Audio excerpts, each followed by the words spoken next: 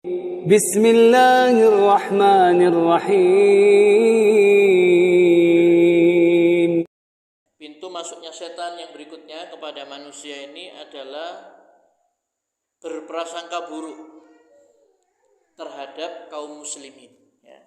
Jadi suudzon, ya, buruk sangka, ya, kepada kaum muslimin.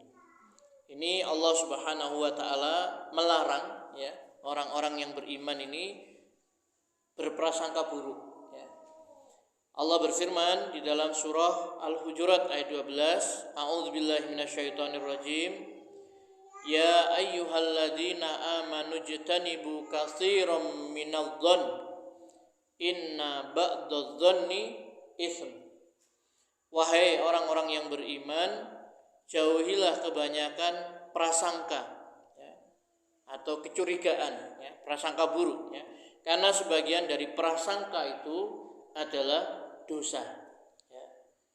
Jadi Bapak Ibu yang dirahmati Allah Subhanahu wa taala, dalam ayat yang mulia ini Allah Subhanahu wa taala, ya, melarang orang-orang yang beriman itu untuk berprasangka buruk, ya. Bapak Ibu yang dirahmati Allah Subhanahu wa taala, tentang prasangka ini Ibnul Qayyim Al-Jauziyah, ya, di dalam kitabnya menyebutkan bahwasanya penggunaan kata zon, ya, atau prasangka, praduga, ya, di dalam Al-Qur'an ini mempunyai 5 makna, ya. Jadi zon itu punya 5 makna di dalam Al-Qur'an, kata Ibnu Qayyim. Yang pertama adalah syak. Syak itu adalah ragu-ragu, ya. Ragu-ragu, tidak bisa menentukan, ya, mana yang lebih utama, misalkan begitu, mana yang lebih baik, ya, seperti itu. Ini sebagaimana firman Allah Subhanahu wa taala di dalam surah Al-Jasiyah ayat 24, ya. Allah berfirman, wa qalu ma hiya illa hayatuna dunya namutu wa nahya wa ma yuhlikuna illa dahr wa ma lahum bidzalika min ilmin inhum illa yadhunnun, ya. Dan mereka berkata, kehidupan ini tidak lain hanyalah kehidupan di dunia ini saja. Kita mati dan kita hidup, dan tidak ada yang akan membinasakan kita selain masa. Dan mereka sekali-kali tidak mempunyai pengetahuan tentang itu. Mereka tidak lain hanya menduga-duga saja. Jadi kata Allah Subhanahu wa taala, katakan, ya, lahum wa ma lahum bidzalika min ilmin inhum illa yadhunnun. Mereka tidak memiliki pengetahuan, ya, tentang itu. Mereka itu tidak lain hanyalah menduga-duga saja, ya.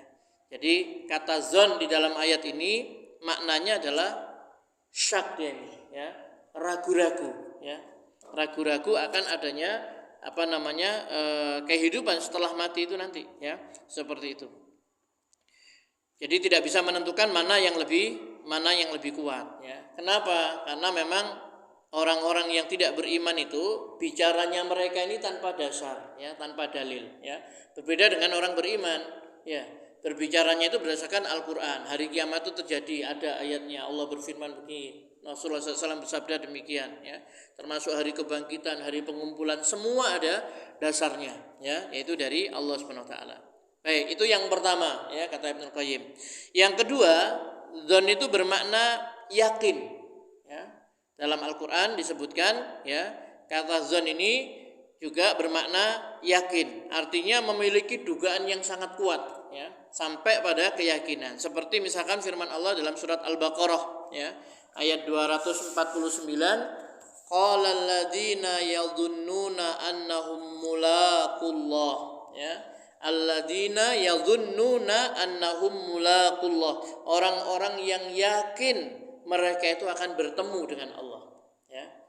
Al-Baqarah 249. Atau biasanya kita membaca ayat-ayat Al-Baqarah itu, wasta'inu bis-sabri was-shalah wa innaha lakabiratun illa 'alal khashiin alladzina yadhunnuna annahum mulaqu rabbihim wa annahum ilaihi raji'un, ya.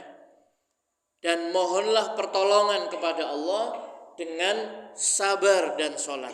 Ya, wasta'inu bis-sabri was-shalah. Mohonlah pertolongan dengan sabar dan sholat. Wa innaha lakabiratun. Sesungguhnya yang demikian itu sangat berat. Illa alal khashiin. Kecuali bagi orang-orang yang khusyuk. Siapa orang yang khusyuk? Alladzina yadhunnuna annahum mulaqu rabbihim wa annahum ilaihi raji'un. Yaitu orang-orang yang yakin akan bertemu dengan Tuhannya, mereka akan berjumpa dengan Rabb-nya dan mereka akan kembali kepada Allah Subhanahu wa taala. Ya. Jadi dzon di sini maksudnya adalah yakin dia ini, ya, tingkatannya yakin. Makna yang kedua, ya, dalam Al-Qur'an. Kemudian yang ketiga, kata Ibnu Qayyim Al-Jauziyah, maknanya adalah menuduh. Ya. Menuduh. Sebagaimana firman Allah dalam surat At-Takwir ayat 24, "Wa ma huwa 'alal ghaibi bidanin." Dia Muhammad itu bukanlah termasuk orang yang tertuduh dalam hal-hal yang gaib. Ya, surat At-Takwir 24. Ya, jadi berita-berita gaib yang disampaikan oleh Nabi sallallahu alaihi wasallam itu adalah berita yang benar, ya. Berita yang jujur, ya. Itu dari Allah Subhanahu wa taala, ya, bukan hasil karangan beliau, ya, bahwa nanti sebelum hari kiamat akan turun Nabi Isa, akan keluar Dajjal, Ya'juj Ma'juj dan lain sebagainya yang disampaikan oleh Nabi, semua itu adalah benar, termasuk kejadian-kejadian setelah hari kiamat, hari kebangkitan, hari pengumpulan, hari penghisaban, ya, kemudian adanya sirat, ya, surga neraka, itu perkara-perkara gaib yang semuanya itu benar, ya, adalah disampaikan oleh Nabi sallallahu alaihi wasallam, itu dari Allah Subhanahu wa taala, ya. Tetapi orang-orang kafir itu menuduh Nabi Muhammad sallallahu alaihi wasallam itu hanya mengarang-arang saja. Itu hanya karangan Nabi Muhammad sallallahu alaihi wasallam. Kemudian makna dzon yang keempat di dalam Al-Qur'an, kata Ibnu Qayyim Al-Jauziyah, adalah mengira, menyangka atau menduga, ya. Ini dalam surat Fussilat ayat 22. Ya, Allah berfirman, walakin donantum annallaha la ya'lamu katsiran mimma ta'malun. Akan tetapi kalian mengira Allah itu tidak mengetahui banyak hal yang telah kalian lakukan. Ya, surat Fussilat ayat 22. Ya, jadi Allah katakan walakin donantum, tetapi kalian mengira. Ya, jadi makna dzon yang kedua itu adalah yang keempat adalah mengira, ya, menyangka. Annallaha la ya'lamu katsiran, ya, bahwasanya Allah Subhanahu wa taala itu tidak banyak mengetahui, ya, mimma ta'malun, ya, tentang hal yang kalian kerjakan. Ya. Yang keempat, ya. Kemudian yang kelima, dzon yang bermakna dusta, ya, dusta, ya. Al-kadhib, wa ma lahum min ilmin iyattabi'una illa adh-dhann wa inna adh-dhanni la yughni minal haqqi syai'a. Mereka tidak mempunyai satu pengetahuan pun tentang itu. Mereka tidak lain hanyalah mengikuti prasangkaan, sedangkan sesungguhnya persangkaan itu adalah tidak berfaedah sedikit pun terhadap kebenaran, ya. Jadi dzon yang maknanya adalah dusta, ya. Ini 5 makna dzon di dalam Al-Qur'an yang disebutkan oleh Ibnu Qayyim Al-Jauziyah.